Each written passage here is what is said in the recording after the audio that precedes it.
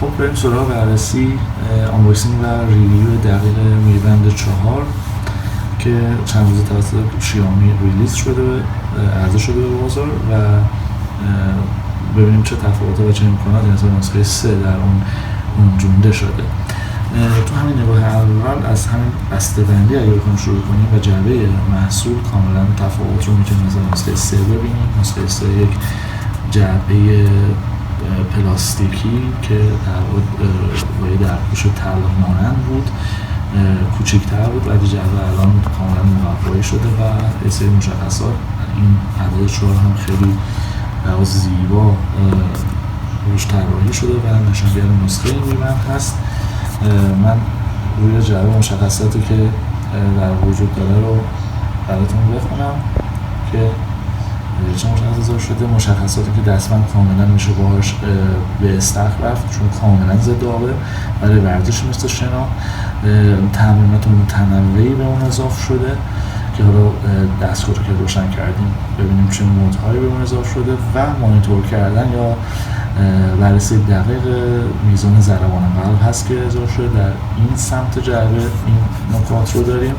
خب روی جعبه که خود شکل دستگاه و عدد 4 مشخصاتی که مثل کالر تاچ اسکرین. خب صفحه میبند 4 رنگی شده نسبت به نسخه 3 که کاملا سیاه، در واقع مثل صفحات ای-اینک سیاه سفید بود.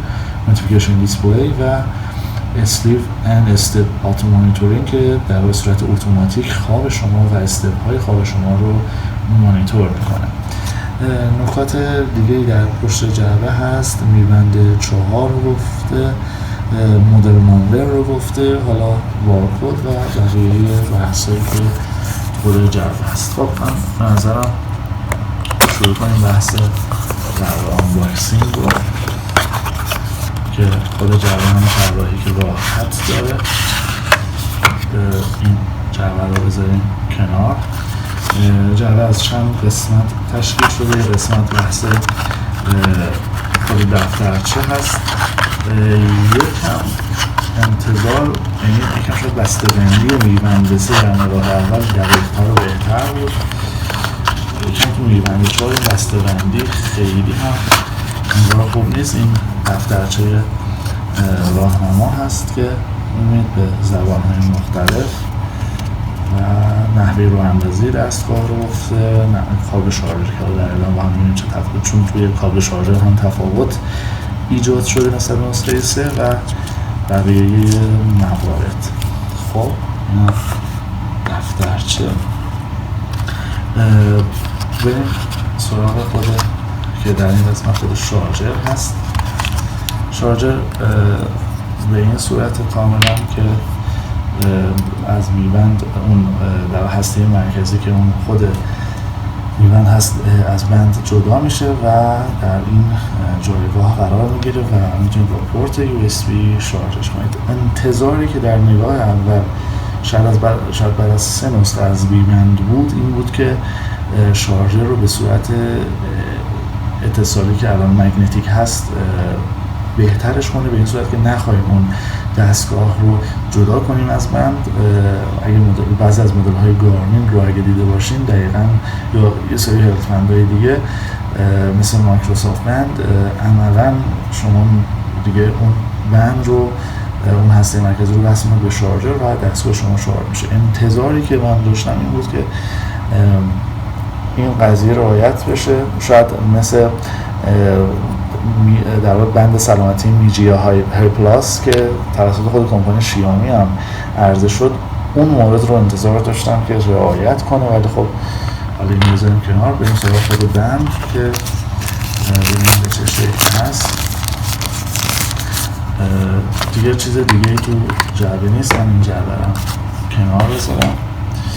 خب خود بند در نگاه اول شاید تفاوت ظاهری نکرده از نظر خود بند، ولی از نظر هسته مرکزی که خود بند هست کاملا میبینید صاف هست و دیگه اون در واقع انحنایی که توی در LCD هست رو نداره. بند به صورت در واقع کاملا رنگی هست، میبینید که به صورت رنگی نشون میده.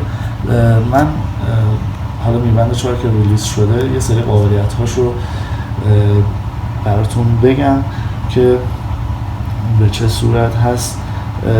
خب 4مین نسل عملا میبند وضوح تصویرش 240x120 که عملا وقتی تجربه کنید این رو کاملا متوجه میشه که وضوح تصویر ارتقای چشمگیری داشته نسبت نسخه 3.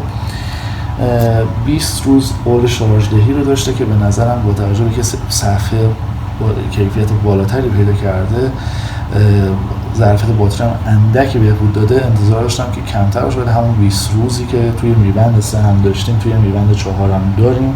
تا عمق 50 متری در برابر نفوذ آب مقاوم، پس به راحتی میشه باش به استخر رفت. نکته حائز اهمیت اون اینه که نمایشگرش به یک محافظ جدید مجهز شده که کاملا قول داده در مقابل خط و خش محافظت کنه از این دستگاه. پایش ضربان قلب و پرداخت از طریق دستبند که نسخه NFC هست، ما الان نسخه گلوبال رو در اختیار اون قرار دادن و که حالا نسخه NFCش در همه کشورها قاعدتاً فعال نخواهد بود. نکته خیلی جالب در واقع مورد این هست که معمولا تو هلت بندا ما ندیدیم واچ فیس یا همون حالا چهره اون ساعت رو بتونیم عوض کنیم، ولی اینجا میتونیم. یکم بپردازیم به منوها که حالا استاتوس هست که دقیقاً میگه چقدر استپ رو شما چند تا استپ رو داشتیم، چه مسافتی رو رفتیم.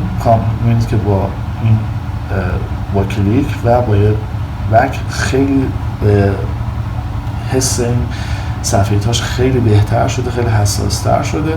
منوی بعدی هرت ریت هست که خب داشتیم توی نسخه 3. ورک اوت هست که حالا میتونیم اینجا ببینیم تردمیل هست، سایکلینگ دوچرخه‌های، واکینگ پیاده روی، اکسرسایز حالا تمرین‌های خاص شما و پولسونیمی که عملاً داریم میبینیم که اضافه شده. ودر که حالا میتونید ودر رو ست کنید روش، خیلی راحت شده کار کردنش. نوتیفیکیشن که حالا پیغام ها برای هر اپی که در نوتیفیکیشن داشته باشین. گزینه مور دو نات دیستورب هست. آلارم یه قاعده خیلی جدیدی که تو میبند سه نبود میوزیک هست، یعنی شما اپ میوزیکتون فعال باشه عملا رو میبندتون قاعده پاوز و پلی و نکست پرویوس دارید. استاپ تایمر، حالا استاپ واچ و فایند دیوایس. بند دیسپلی اون قسمتی که جدید اضافه شده و اگه دقت کنید شما واچ فیس ها رو کاملا میتونید عوض کنید. مثلا من این واچ فیس رو میزنم و خب میبینید که واچ فیس عوض شد. این قابلیتی که خیلی جالبه، حالا معمولا تو هلت بندا ما ندیدیم. من یه بار دیگه برم گزینه مور و یه گزینه خیلی جالبتر ستینگ هست که برایتنس، لاک اسکرین و ریبوت. یعنی ما تو میبند سه عملا گزینه‌ای به اسم ریبوت نداشتیم دیگه و نمیتونستیم هم ریبوت کنیم. حالا دیوایس اگه میخواد مشکلی براش پیش بیاد یا حالا به هر دلیل دیگه. یه بحثایی که هست اینه که عملا میبند 4 از شتاب سنج و 6 محوره هم داره بهره میبره. خب این عملا دقتش رو برای بحث‌های ورزشی که میخواد به ما گزارش بده خیلی بالاتر میبره. شتاب سنج 6 محوره که شاید توی دستبندهای گرون گارمین فقط داریم میبینیم. جنس بند حالا به نظر من خیلی بهتر شد نسبت به میبند 3. صفحه کاملا تخت شده، یعنی تو این قسمت کاملا صفحه تخت و دیگه به منحنی که بهتون گفتم نداره. فقط به نظرم هنوز همون بحث شارژر هست که حالا اگه بخواید ببینید در اومدن بند هم خیلی راحت تر شده. عملا بحث شارژر که به این صورت قرار میگیره توی شارژر و شما میتونید این رو با USB وصل کنید و حالا شارژ کنید. این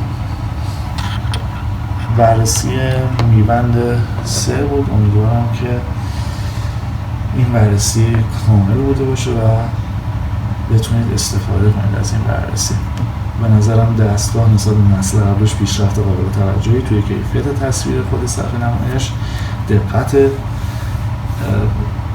اندازه‌گیری ورزشایی که باش انجام میدید، کیفیت بند و البته به نظرم شاید نقطه‌ای که خیلی خوب روی اون کار نشده بحث شارژرش هست. شارژر نسل 3 راحت‌تر و اگر از منظر تجربه کاربری یا UX بخوایم بگیم تجربه کاربری راحت‌تری رو به ما ارائه بده. بسیار عالی، امیدوارم که موفق باشید و بتونید میربند رو تو این اوضاع بازار که خیلی عجیب غریبه تهیه کنید و لذت ببرید و اگر ورزشکار هستید که حتما بهتون پیشنهاد میکنم، چون الان